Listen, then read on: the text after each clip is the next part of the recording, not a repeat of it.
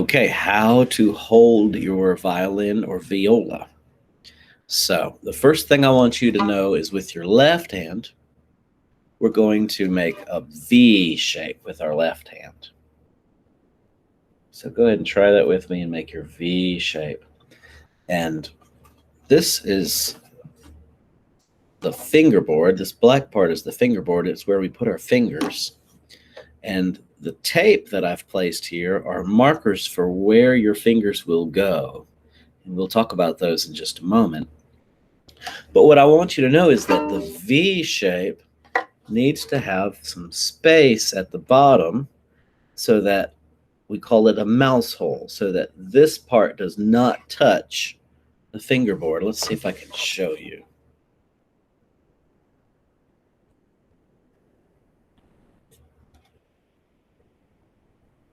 So now I've got my V shape on there. And can you see where there's a mouse hole? Can you see where there's some space in between? You can see the wall right there. So what's happening is that my thumb is making contact on the back of the neck.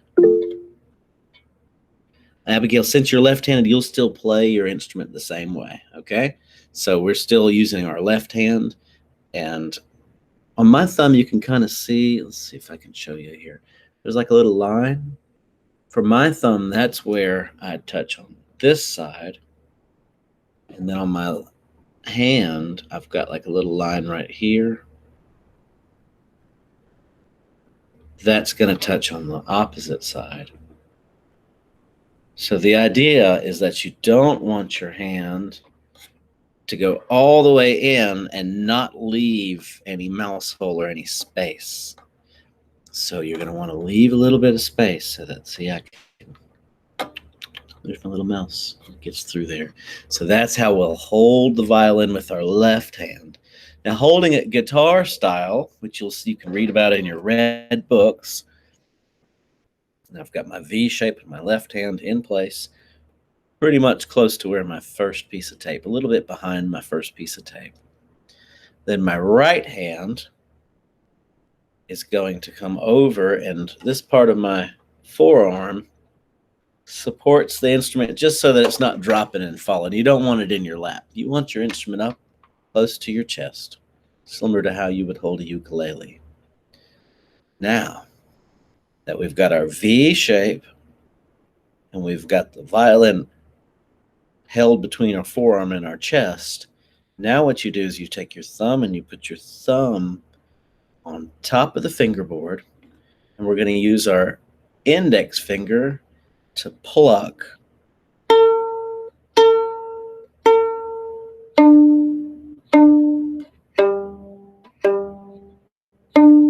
So pluck a few strings with me, keeping in mind that I've got my left hand in the V shape with the mouse hole. My right arm is holding the instrument against my chest. My right thumb is resting on top of the fingerboard, and my index finger is plucking the strings. Now, your finger and the way that your finger is going to pluck is it's going to pull. It's going to pluck the string and pull up. So don't try and flick out. You're not flicking out. What you're doing is you're plucking and you're pulling up. Let me see if I can get you a little closer.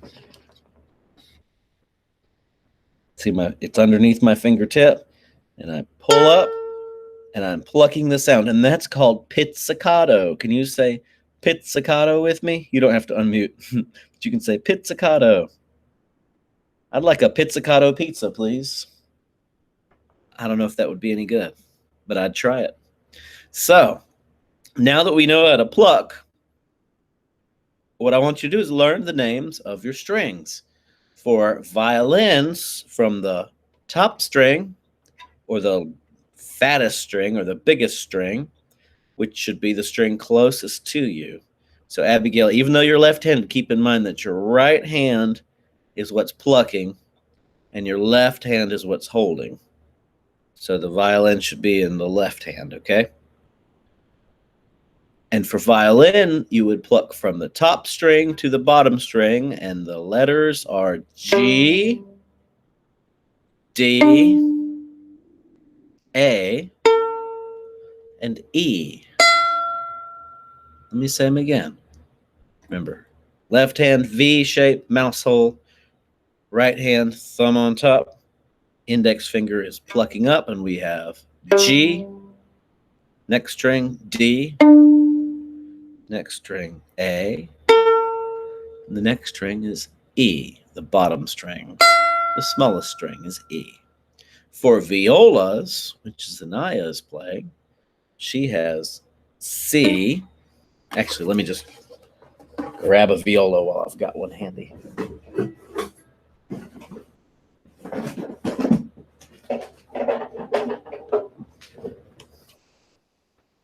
Looks very much the same.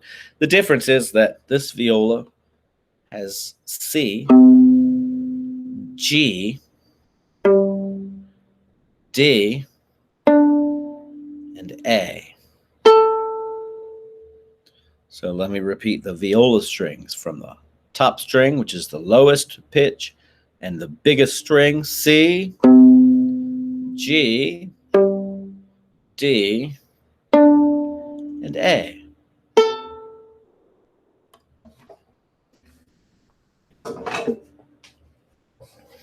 So let's play some music. Violins and violas, right hand, make a V shape, leave a mouse hole. You can support the instrument between those two contact points. Right hand thumb on the fingerboard. Cats go down aisles. I love it. I love it, Zanaya. Great idea. You are one step ahead of me. Cats go down aisles. Perfect. Okay, so let's play A, D, D. So this is what I want you to play. I'm going to count you in, and I'm going to say 1, 2, ready, go. A, D, D. So let's see if we can do that together. All right, thumb on top. Get your V shape, mouse hole. Ready? 1, 2, 3, play. A, D, D. Okay. So in your red books, you will find some exercises that start you off with playing your open strings. So here's your red book. And red book page 3 has guitar position.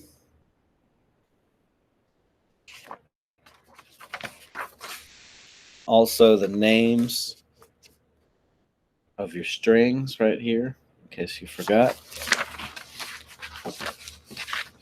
And red book page 4 begins with playing your open strings. So I'll let you look at that once you get your book, but you can go ahead and start playing through exercise number 1, 2, 3, 4, 5, 6, 7, and 8. Please read carefully in your red book so that you know some of the answers to some of the things you'll see in there, including the repeat marks. Let me go ahead and show you what repeat marks look like. And repeat marks, guess what? They mean to repeat. So at the end of a measure, you'll see 2 lines and 2 little dots like that. And what that means to do is repeat back to the beginning of that piece of music. But you may ask, well, Mr. Harper, what's a measure? Are you talking about a tape measure like what my dad uses, or my mom uses? No. A measure is where you have, of course, the staff, which is the place upon which the notes live, and it's made up of 5 lines, and in between those 5 lines we have 4 spaces. For violins, we use something called the treble clef. It looks like that, and it's on our staff, 5 lines and 4 spaces. And for violas, we use the alto clef, sometimes called the C clef, because the middle line is the note C. So that's one way you can remember it. Now, a measure is where we take the staff and we just divide it up so it's easier for us to read. We use bar lines to divide measures.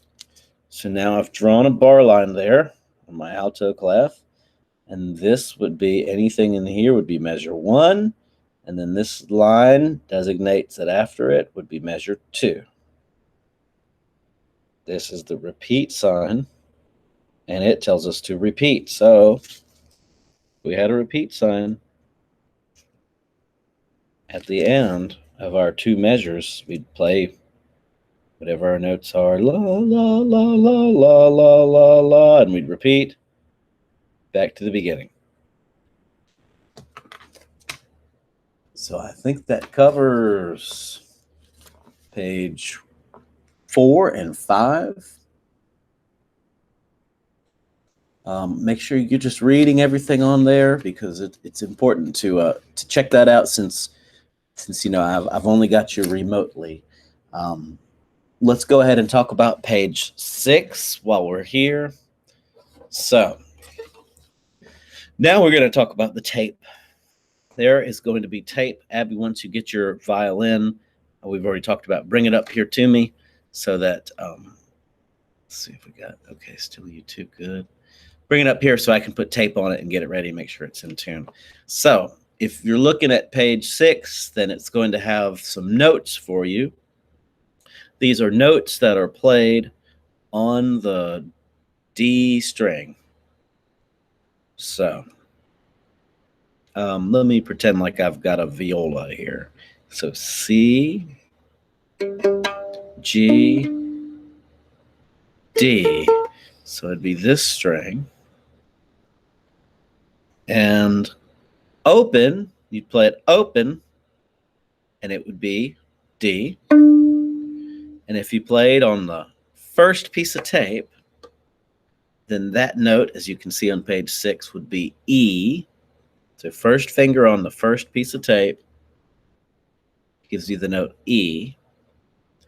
And if you look carefully at the shape that you see on page 6, is it page 6? Let me make sure we're talking about the right page. Yep. It sure is page 6. And it's a picture of a hand doing this. Or if I can.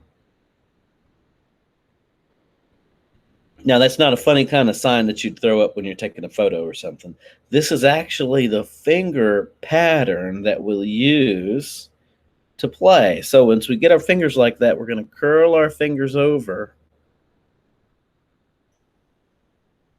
And the first finger would go on that first piece of tape.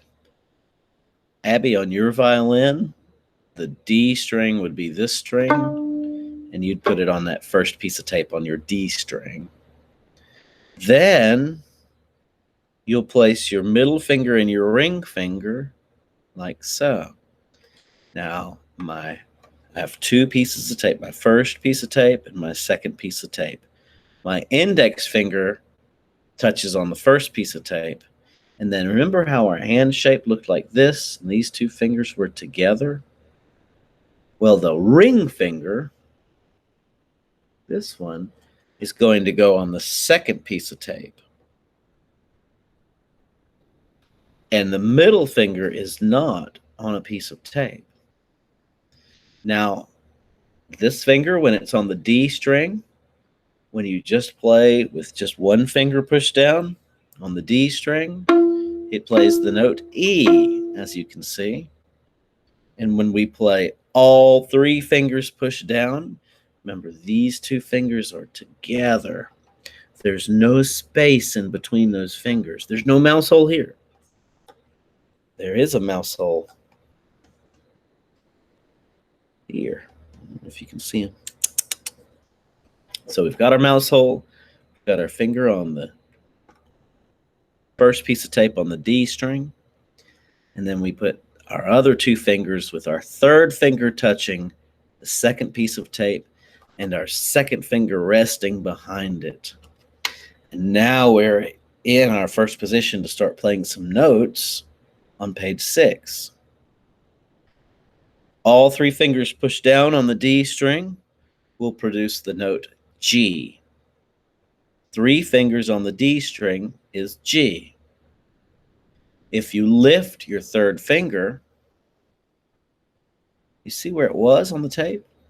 When I lift it, below that, you don't have to do anything, but now with two fingers on the D string, as they are, and I'm demonstrating, that note is F sharp. And when I lift that second finger and I've just got one finger on the D string, you may remember that is the note D. Okay, I'm going to teach you a song. This is not in your book. This is a song that's going to drive everybody in your house crazy. It goes D, E, and then three finger G. Okay, let me say them again. D is the first note. Don't forget V shape for violins and violas. Open is D. Don't forget that.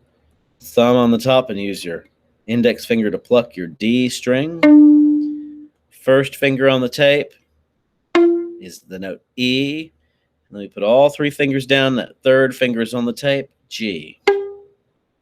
Now I'm going to play D, E, G, G, G, G, G, G, G. And let's see if you can figure out what song this is.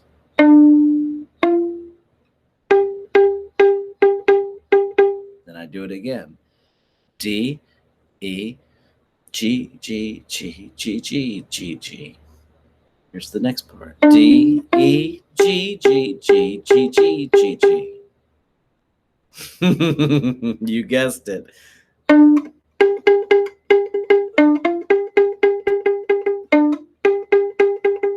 Now the last part to make it say baby shark is different.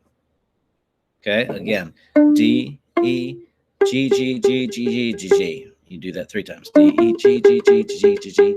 It's the notes are D, E, and G. So they're the same notes for all instruments, but make sure you're on your D string if you're on your viola. Let me say them again. You can write them down. D, E, G, G, G, G, G, G, G. D, E, G, G, G, G, G, G, G. Now the last part, to make it say baby shark, is G, G, F sharp. To make it say baby shark, G, G, F sharp.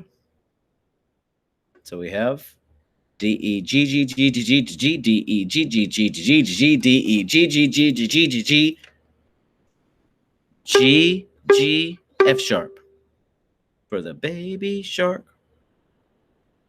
So now you can play Baby Shark, first song.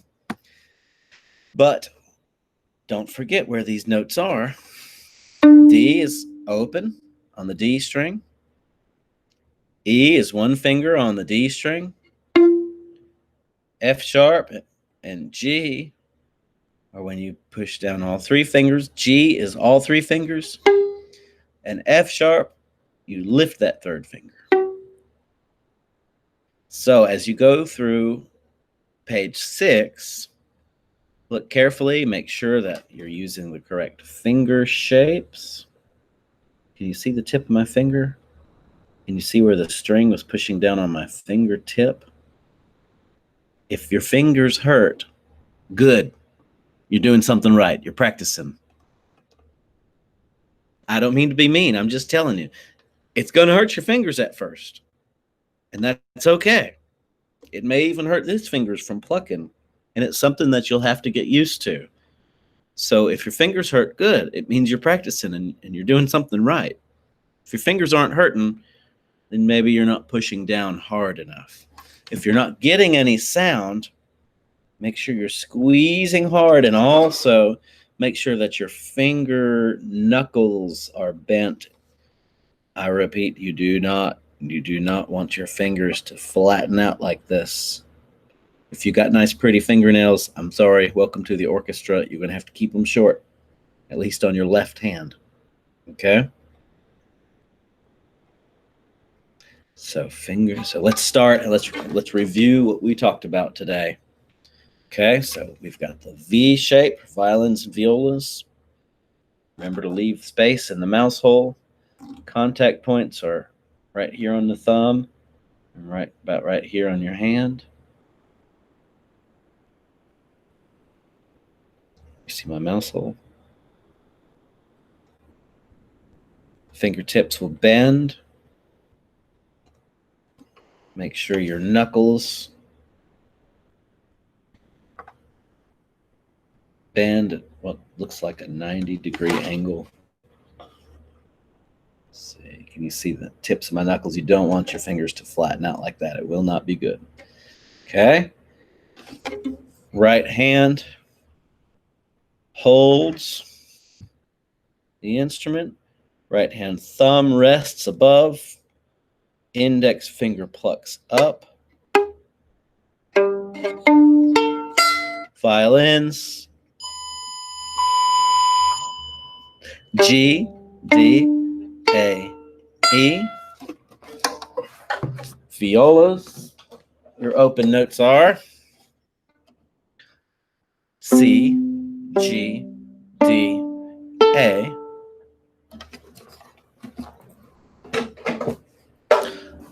Notes on the D string. Open D. If you play it, oh, by the way, open means you pluck it without pushing down on your fingers. So when I pluck my strings, say I plucked open G, open D, open A, open E. So my D string open is D. First finger on the D string on the tape is E. Go ahead and put the other two fingers down. Third finger is on the second piece of tape. That's G. And when you lift your third finger, there's your F sharp. Make sure that we've got space in between. And you may even, if you find that your hand is doing this and you're not getting quite to the tape, you may even want to actually physically move your fingers to get them on the right place. Okay, it's going to take some work and some effort. It's not like eating a piece of pizza and it's good and you're done. This is more like cooking a whole pizza. You know, you got to wait and you've got to work for it. And I guess it doesn't hurt to cook pizza, right? So if it does, then you're doing it wrong. But if it hurts your fingers when you're playing the violin or the viola, then you're probably doing it right. One thing I do want you to watch out for, though, in this part of your hand is you shouldn't get a whole lot of pain right there. So I don't want you to really death grip it, because if you start death gripping it and squeezing it, then our wrist does a no, bad. We don't want our wrist to touch the back of the fingerboard. This is bad. What I tell my students is that this, it's hot. It's on fire. You don't want your wrist to touch, which is why we have that V shape.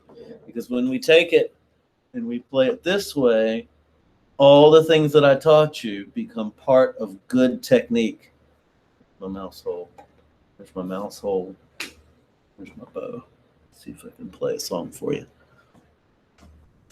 So I don't want you to start holding the violin this way, because we're not ready for it. But Zanaya, that's the case when you would want to have your shoulder rest and all. But we're going to learn guitar style. But I wanted you to show you how guitar style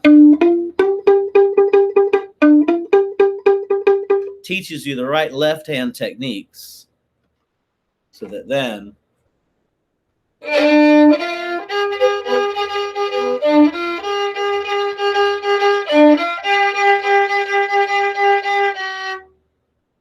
we practice the right things, so that when we add all this other stuff, it's a little easier.